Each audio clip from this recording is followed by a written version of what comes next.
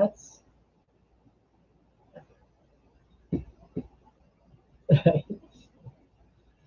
uh, Mark Twain, Joan, in court and camp, page 107. I thought he was deceiving himself. I forbore to tell him lies, for that would have been wrong. But if my truth deceived him, perhaps that made them lies, and I am to blame. I would God I knew if I had done wrong. She was assured that she had done right, and that in the perils and necessities of war deceptions that helped one's own cause and hurt the enemies were always permissible. But she was not quite satisfied with that, and thought that even when a great cause was in danger, one ought to have the privilege of trying honorable ways first. Jean said, Joan, you told us yourself that you were going to Uncle Laxart's to nurse his wife, but you didn't say you were going further. Yet you did go on to Vanquillore's. There. Oh, I see now, said Joan sorrowfully. I told no lie, yet I deceived. I had tried all other ways first, but I could not get away, and I had to get away. My mission required it. I did wrong, I think, and am to blame. I, uh, she was silent a moment, turning the matter over in her head. Then she added with quiet decision, but the thing itself was right, and I would do it again. It seemed an over nice distinction, but nobody said anything. If we had known her as well as she knew herself, and as her later history revealed her to us, we should have perceived that she had a clear meaning there, and that her position was not identical with ours, as we were supposing, but occupied a higher plane. She would sacrifice herself, and her best self, that is, her truthfulness, to save her cause, but only that. She would not buy her life at that cost, whereas our war ethics permitted the purchase of our lives, or any mere military advantage, small or great, by deception. Her saying seemed a commonplace at that time, the essence of its meaning escaping us, but one sees now that it contained a principle which lifted it above that and made it great and fine. Presently the wind died down, the sleet stopped falling, and the cold was less severe. The road was become a bog, and the horses labored through it at a walk. They could do no better. As the heavy time wore on, exhaustion overcame us, and we slept in our saddles. Not even the dangers that threatened us could keep us awake.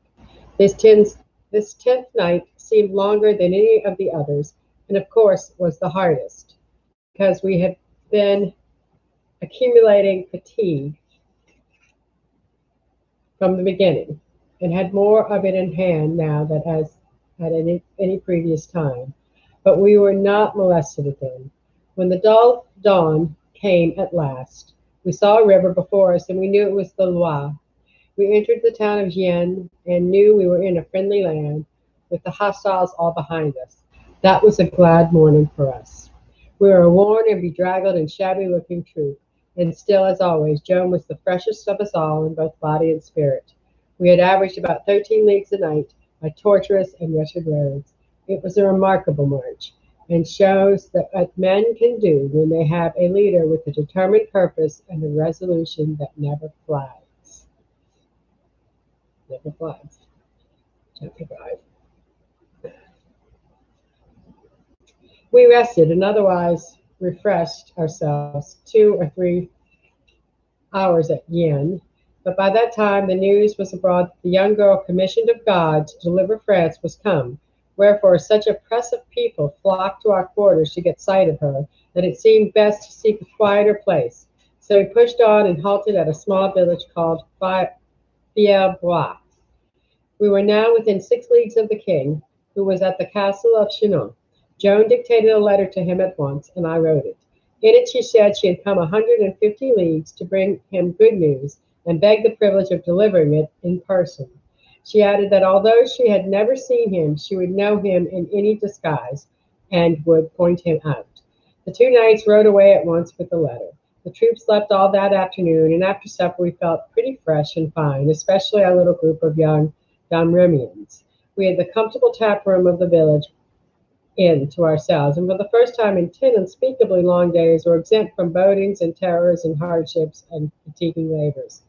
The paladin was suddenly become his ancient self again, and was swaggering up and down, a very monument of self-complacency.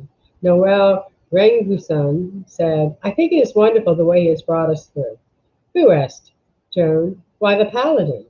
The paladin seemed not to hear her. What had he to do with it? Asked Pierre Dart. Everything. It was nothing but Joan's confidence in his discretion that enabled her to keep up her heart. She could depend on us and on herself for valor, but discretion is the winning thing in war. After all, discretion is the rarest and loftiest of qualities, and he has got more of it than any other man in France. More of it, perhaps, than any other 60 men in France. Now, now you are getting ready to make a fool of yourself, Noel Rangelson, said the paladin, and you want to coil some of that long tongue of yours around your neck and stick the end of it in your ear.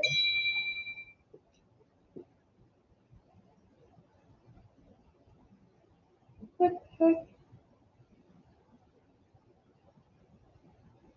Wow, 600 weekly. I was thinking about that search thing.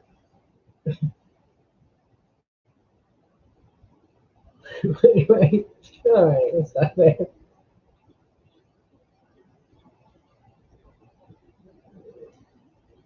That's great.